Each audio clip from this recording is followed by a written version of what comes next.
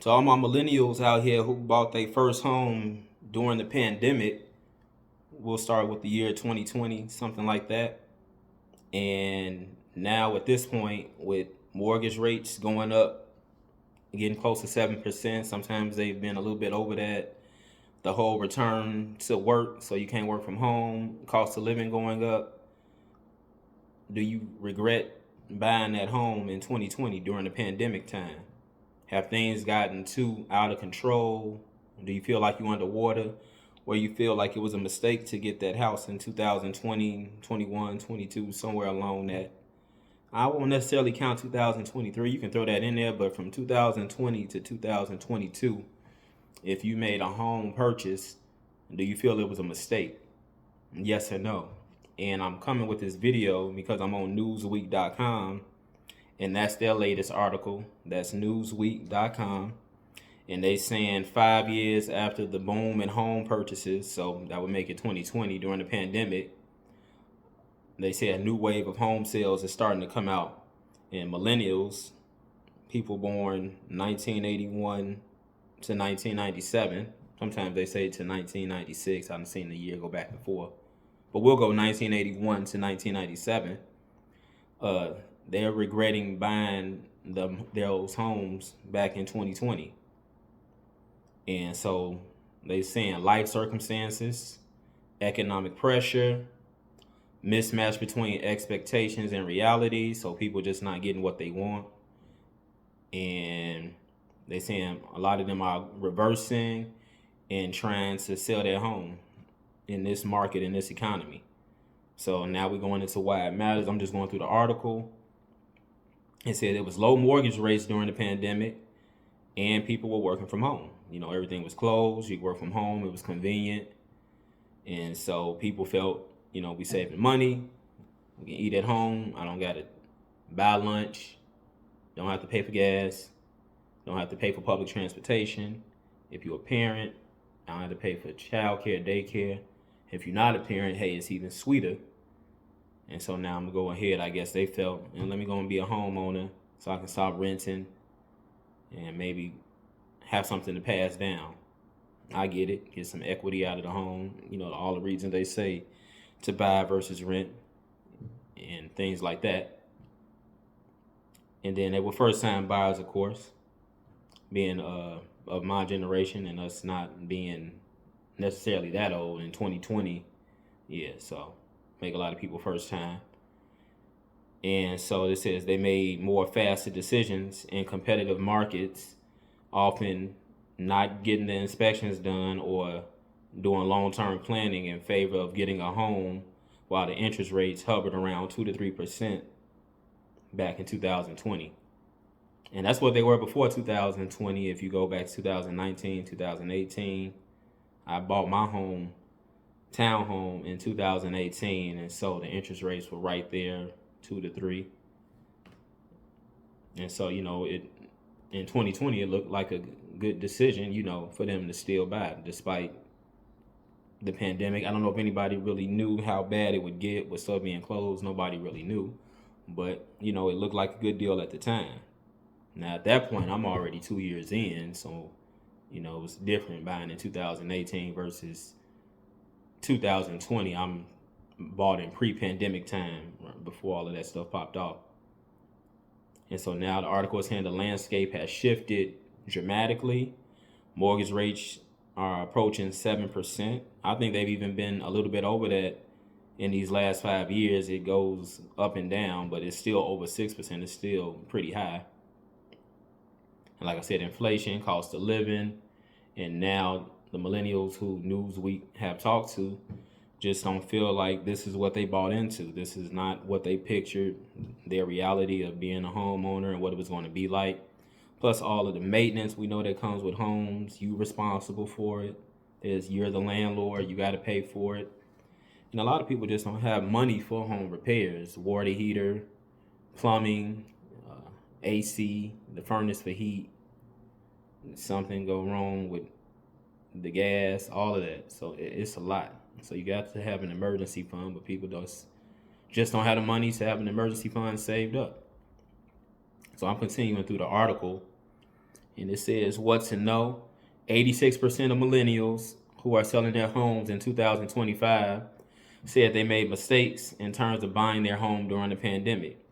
So the 2025 first time home seller report, real estate platform Opendoor, they're reporting this. Okay, I heard of Opendoor. And nearly all of first time home sellers who were surveyed, 91%, said those mistakes played a major role in their decision to sell in 2025. So I can believe that. So in 2020 and 2021, the housing market experienced a surge in demand, with the low interest rates. They said remote work, and then people were leaving major cities. They was going to smaller cities where cost of living was cheaper down, and internet connection on working from home, that's fine. And so now with the return to office, what these companies are doing, people trying to cut down on commute, so they want to sell and come back into the bigger cities where they closer to the office. And then, the commute won't be as long. Or if you're taking public transportation, that will be cheaper because you're not coming from such a long distance. And then some people, I heard, who were living in rural cities where there was no public transportation into an urban city. People was just moving somewhere everywhere as long as all that they needed was an internet connection to make their money. And so that's understandable. But again, cost of living going up, and possibly the company you're with saying, hey, let's go back to the office, that's changed all of this. Now me, I'm still working from home, and we have no offices to go into, although those buildings are all closed. So we don't have to worry about that in terms of a return to office policy. There's nothing to go back into. They made that decision and just felt it would be more cost effective and keep everybody in their living room. So every company is different, and so I've managed to get lucky with all of that. So let me keep continuing on the article. So now the median United States home price jumped from $289,000 in 2020 to $418,000 this year. That's a big jump, by 45%. That's according to Axios, AXIOS. So 2 months ago in February, Real Estate, which that's the name of it, reported that 56% of people who bought homes after 2020 have experienced buyer's remorse. They want to sell it, give it back. 1/3 said their home purchase negatively impacted their money. So now the money is lower. And, part of that was taxes, some of these property taxes, especially in the city of Chicago, I heard that it's higher. And because the cities they trying to pay for certain infrastructure and other things. So they're passing it on to the citizens in the city, and higher property taxes definitely do hurt. I think the property taxes in Orland Park, Illinois are at $10,000. So, and Naperville, Illinois, is even higher than that. And so they're saying rising taxes, rising insurance for homeowners insurance, and repairs, like I was just saying, maintenance. All of this stuff snowballing to where they like, man, I'd rather just go back to renting, I guess. I don't know what their next plan is. Or go live back home with mom and dad. A lot of people are moving back home. Rent is too high. Even rent is too high. People can't afford rent nor a mortgage. At least with the rent, those repairs you aren't responsible for, but people can't even afford to stay there. So it's really crazy right now. So let me continue. So what's making the issue worse, many millennials who relocated, and I was just talking about this because they thought remote work from home would be permanent.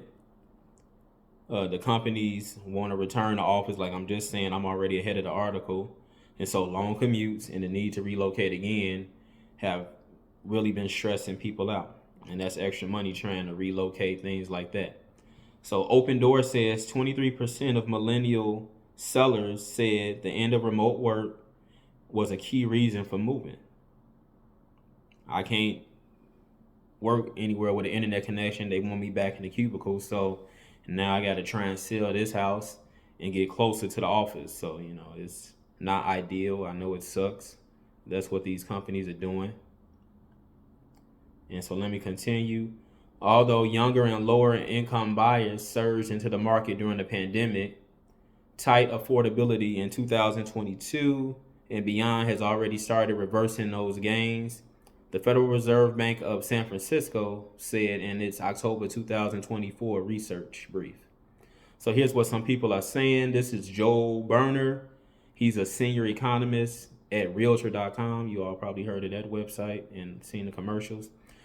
The COVID pandemic offers some prime opportunities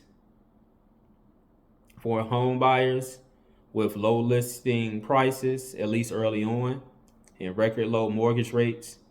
Home ownership became a possibility for many, especially younger people.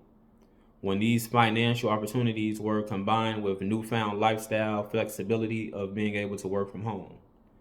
So that pretty much sums it up. You can work from home, interest rates low. I can relocate to a cheaper place because I can still work from home and save money. And now it makes sense.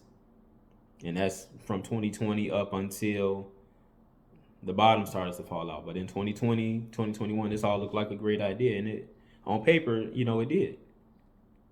But nobody foresaw inflation, and now you got the tariffs, and then the return of the office is just completely reversed in 2020. Nationwide, title and escrow expert Alan Chang, I'm going to read one more. As working from home policies have changed at many big companies, there has been a push to move back to bigger cities where housing costs, are high. And so that's another thing. They trying to move back to the bigger cities, like I said, to cut down on the long commute. But then they can't afford the homes in the bigger cities. So now you back to renting or living with mom and dad again. The responsibilities of owning a home are not small, and some find it to be more than they thought. And a chance to cash out their equity to relocate has been an easy choice for some. So just selling right now, they just feel like, hey, that's a no-brainer. Let me get out of this. I'm under this 30-year debt monster, right? So, yeah. So they said, what happens next? Rather than getting a new home, they're going to pause. Opendoor reports that 64% of the first-time home sellers now, not buyers, don't plan to buy again immediately, and that's probably smart. Some are returning to rentals. I'm getting ahead of the article. I swear I'm not scrolling before I say everything. It's just common sense, and I guess from me being a homeowner myself on the different next steps for people in my generation. And some are returning to rentals. Others shared living arrangements. They get a roommate and just waiting for better market conditions, which may not be in 2025, but hey, save your money. I've been saying that in some of my past videos. Save your money. Not just millennials, everybody. If it is actually the case that these buyers have such regrets that they will rent their next home instead, which is not a clear conclusion, it could signal some softening in for sale home demand. That's interesting. So they may actually still get a house, single family home, but no mortgage. We just gonna lease it and then go from there, either month to month or do the yearly thing. And so it said it could signal some softening in for sale home demand. So now we're gonna have a lot of people trying to actually get a mortgage. I will get a house or a townhouse, but I'm renting it. And then we'll see where the chips fall from there. They don't want to get tied into a mortgage. The lease is month to month or just 1 year. Now I can make another move. Versus trying to sell a place and hoping you get more than what you paid for it. So that's understandable. So it says the idea of a forever home may be fading, with more millennials treating getting a house as a flexible financial decision rather than a lifetime commitment. So I wonder if, and I've heard people talk about this before, is home ownership still the main goal? Like as far as the American dream, got to get this home. We didn't either own a home growing up, we was in a rental, or whatever the case may be, but just something for yourself that's the main goal. I'm a homeowner now. I can build wealth, pass it down. Is that still the main commitment now, or is buying a home just on the same level as renting? It's not the flex that it used to be. Yeah, I'm a homeowner now, but okay, I can still rent and still invest over here and not be tied under something for 30 years. Maybe I go get a multifamily unit. You still got to be careful with that and be landlord. That comes with other responsibilities. And then you make enough money for your building to pay for your house instead of you being under a 30-year mortgage. Different avenues to it. So let's see here. As the housing market adjusts to after pandemic realities, the experience of these sellers could reshape how the next generation approaches buying a home. That's interesting because we got Gen Z. They born 1998, so the oldest of them turned 27 this year. So they definitely in the market to buy homes, but a lot of them are still. There's a percentage of people who are still in their 20s, younger millennials. That would be younger millennials, and then obviously Gen Z. There's a percentage of them still at home and haven't moved out just because they don't have the cash to get out of there from mom and dad's home. But based on this, Gen Z, we'll just focus on them now. Will they be so gung-ho to say, hey, let me be a homeowner, or do they just want to rent here month to month and go there and just kind of be wandering around while they make cash, doing whatever it is they do? Those that decide to do the corporate America thing, maybe not for long term, and those that just don't want anything to do with it. Gen Z is different in that aspect. They don't want to work at a company for 40 years and sit behind a desk on a computer. And that's understandable. And so, let's see, what else does it say? So we could see more Gen Zers just renting instead of trying to buy as we get into the 2030s, because we already halfway through the 2020s already. So it's going to be an interesting market for homes starting in the year 2030, I think. It might see even more selling. Now, though, those same purchases may have them feeling locked in, as with higher prices and interest rates, it's been harder to sell.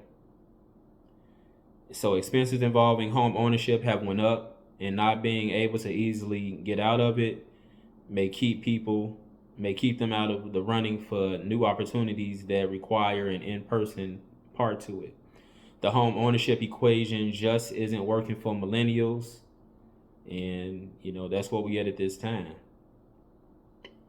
So, do you regret your home that you're in right now? Did you buy before 2020 like me? Or were you purchasing in that 2020 to 2022, that time period?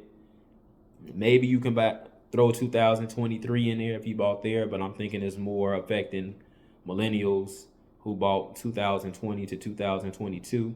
If you're in that time range, are you trying to sell now? Are you feeling what the article is saying, like, man, I need to get out of this?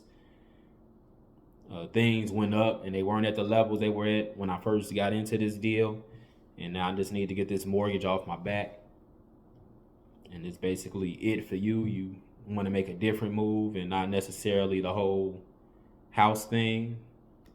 How many people are in that situation, with a home? Do you regret your purchase now? Maybe you don't, but obviously it's a lot of people who do at this point, and that's just what the article is getting at. And they got some comments in here. I know you guys can't see them. Somebody said, this reminds me of the people in the early 2000s who bought houses they could not afford, and they was expecting to live in them for a few years and then sell them for a profit. And then the 2007 Great Recession happened as Barack Obama got into the office for president. So, okay, I can see the similarities, early 2000s, early 2020s. So, yeah. I mean, we can't predict the market. Stuff can be unpredictable. And so we get into this stuff and then regret, the purchase down the line just because, the money ain't where we need it to be. And so you get into stuff like this. So let me see. Here go another comment. While we don't disagree that what's being stated is factual, they say it's lacking in statistics. Let me see what this person said. For example, the people who you only live once, they say YOLO'd into homes, so they figured this was my one and only chance based on how the market looked. What was their financial situation at that time? Could they truly afford those homes? So okay, this is the hindsight 2020 response. Did they put 20% down? Most people can't afford to put 20% down. Or did they do a 5% FHA? I did an FHA. What kind of home did they buy? That's another thing. Yeah, you can always ask all of those questions. The whole living above your means argument.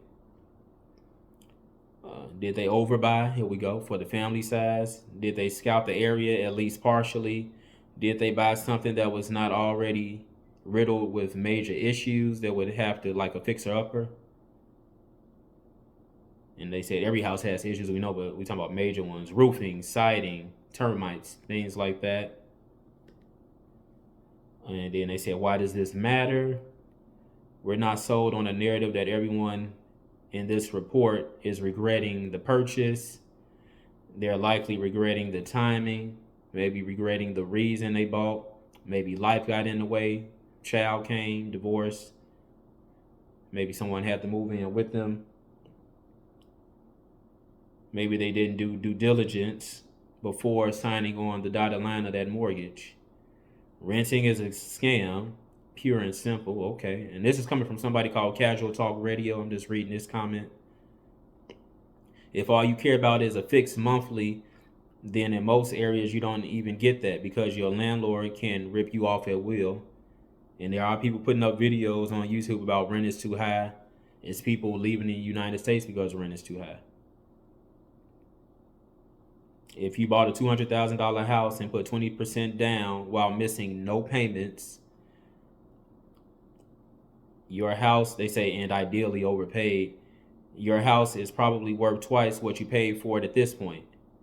If you rented for that same time, you burned at least $70,000 with nothing to show for it. So this is the buy versus rent argument.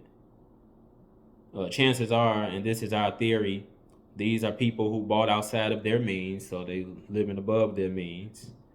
And that is why they have regret. They put themselves in the red right from the jump, just like back in 2007, 2008, when people were buying in, then the recession came. So that's an interesting comment. And so again, to anybody listening to this who bought in 2020, 2021, 2022, do you regret the home? Because I don't think the home, you probably still like the home. Do you just, like they say, regret the time and regret how cost of living has went up, some stuff we don't have any control over? And did you buy above your means? If that's the case, are you in something that you shouldn't be in? And with price increase, return to work, inflation, which impacted the interest rates of the home. So now, like they say, they're approaching 7%. I think they've been a little bit over 7 at one point, like 7.1, 7.2, but it never goes under 6%. It's always 6 point something. And so with all of that coming to an effect, and you're in something that you couldn't afford in the first place, is that your regret? So, that comment by Casual Talk Radio that I just read, it makes some sense. It makes an argument to buy versus renting. They saying renting is a scam, but there's other people who disagree on that and will rather rent than buy. They don't want to deal with, the home repairs and home upgrades, stuff like that. What can go wrong will go wrong, and your emergency fund has to be there to get your house fixed. Townhouse, regular house, whatever you have. So I think there are people, they may regret for different reasons. Like that person said in the comments, timing, because at the time it looked right at the time with stuff being lower, the interest rates, and then time does so much and those things went up, they increased, and people just weren't prepared for it. But then again, we got to go back to the dollar sign on that home. If it was something that they could afford after you explore all of the possibilities of what if this goes up, what if that goes up, the percentage, and what would that bring my bills to at that point? Do I still have disposable income left over after all of the bills is paid, which is what they call wealth in some cases. Everything is paid. This is what I have left over to go do whatever with. Invest or spend, whatever the case may be, gamble, do you. But those are just things to take into consideration when you're about to buy something, and just projecting best case scenario, worst case scenario, if the interest rates and stuff stay how it is for the next 7 to 10 years, or projecting how it may be if things go up, worst case scenario, and do we have enough cash, liquid, to be able to cover that and take care of those expenses. So this is things everybody has to take into consideration and think about. Millennials, and then a lot of millennials probably weren't taught finances, how to manage money, stocks. Now, in addition to that, now you got cryptocurrency, but just investing in general, living below your means, looking at the numbers, reading certain articles where the market is. If you want to wait and put 20% down, but that's going to require you to kind of not be able to get into that home because you need the time to save. And if you are able to stay home with mom and dad, are you willing to do that and not have to be complaining about what time they want you in and who can come over, and because it's not your space? And also be disciplined enough to save and not try and go out of town just because mom and dad are paying all the bills and you trying to save up this 20%. That's another thing. But yeah, we have to. I feel sorry for those who do regret, having buyer's remorse right now. If you in that category, like this article is saying from Newsweek,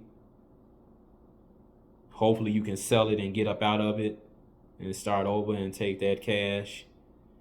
And maybe you, like they said, want to pause. You might want to end up renting before you buy again, just to lease and then see how the market is. That makes sense. Maybe the long-term goal is for you to own. Maybe you just want to pay cash for the home this time, but you're going to rent and just have a look-see and try and read the room.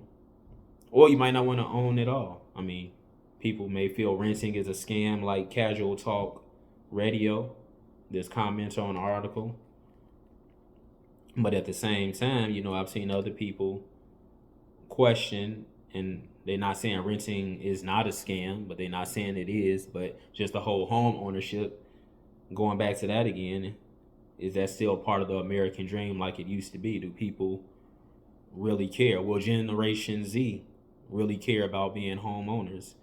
Or they just rent, move around, because they're not trying to get stuck in a cubicle in an office job. So why would they want to get stuck in a place where they lay their head at? Get on a month-to-month lease, and you go from there. Times are changing, and that's why I want to bring this article about my generation and then how it impacts Gen Z, and then Generation Alpha, Generation A that's coming after them, and they still under 12 years old right now, but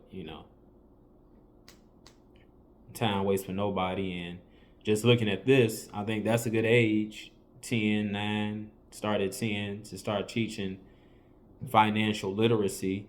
So by the time, if you got a child making 10 this year, by the time they 18, they have some type of financial guidance, and they can look at the market and read things and really understand where they want their money to go and where it's going to work the best for them, and just really have something saved up. Because if you got a 10-year-old right now, hopefully you putting money away for him or her, so they have their small nest egg by the time they're 18. And also, if you got a 10-year-old putting money into the stock market for them, just so they have a brokerage account already. So, you sitting on that for the next 8 years and continuing to buy different shares for them, and then just see where it is come 2033, 8 years from now. And now they're 18, and now we about to make this decision. Do we want to go into college, or we want to go into just starting a business? And we got the liquid cash to do so from money that's been building up from mom and dad putting cash away each time for their child. So now the option to go to college for higher learning is just an option. It's no longer a need or a requirement. Well, either that or you're going to go to the armed services, one or the other. Now we got cash to actually wiggle around some more, and maybe we want to get that business started up, and we got cash flow to do so. But it all starts again back with mom and dad, and you putting money away for your child and not touching it and just adding to it, as well as buying stocks for them and just watching that grow by the time they get to 18. And that way we can make more informed buying decisions when it comes to home ownership, if that's what you want to do. Or if you want to rent first and have a plan, then I'll buy. Maybe we get more into paying cash for homes. And the first home you pay cash for doesn't have to be something that's $400,000. It can be under $2,000. You pay that off and then try and sell it and get more for it than what you paid for it, and then go from there. So it's different ways to level up, and having a piece of property does help. Rental properties, things like that. But if we start now while they 10 years old, you can see a big difference if you do have a 10-year-old by the time they turn 18. That's why I said if you have a child, this is born 2015, so this is year 10 for them. Let's start the money conversation and helping them realize the value of a dollar, and let's go from there. But anyway, if you do regret buying a home as of right now, even if you bought it before 2020, but especially 2020 up to this point, and things just aren't working out, unexpected bills and cost of living going up, the company you work for has called you back into the office, so now you can't stay working from home. Or if you work for yourself, whether that be from home or you have to leave home, has it still impacted you as a business owner, self-employed? How has that affected you as well? Do you regret buying a home and working for yourself? Let's go both ways. You working for someone or you work for yourself. Do you wish you hadn't bought the home that you got right now, and are you in the process of trying to sell it in 2025? And how's that working out? I mean, this is only April 2025, but is your home on the market now? And how soon do you expect? How's things selling in your area in terms of recently sold homes? And do you really need to get up from out under that home, which has now become, basically a piece of debt, so you can move forward?